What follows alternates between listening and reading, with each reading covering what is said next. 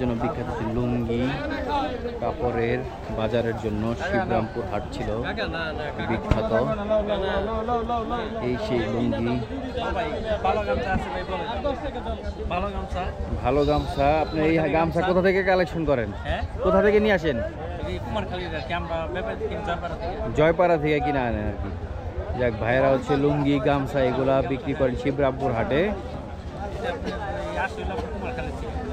কুমারখালী থেকে আসে।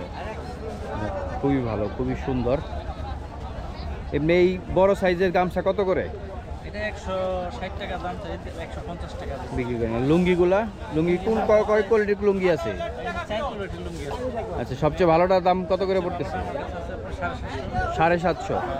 তারপর আছে একটা 500, 500, আছে 400, আর একটা আছে 250, 300। 250, 300।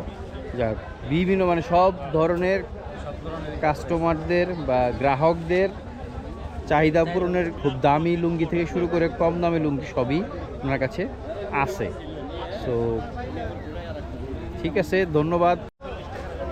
শিবরামপুর হাটের সাধারণত খুব জাঁকজমক না, এবং আহামরি অনেক জিনিস পাওয়া যায় বা অনেক কিছু অনেক দামি জিনিস বা অনেক এইখানে খুব নামকরা জিনিস পাওয়া যায় এরকম না, বাট সাধারণ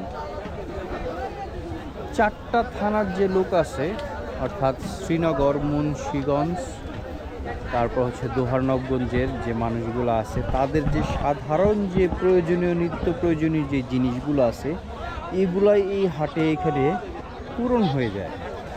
সো এটি হচ্ছে শিবরামপুর হাটের একটাই অন্যতম বৈশিষ্ট্য, যেটা সচরাচর মোটামুটি সব হাটেই থাকে।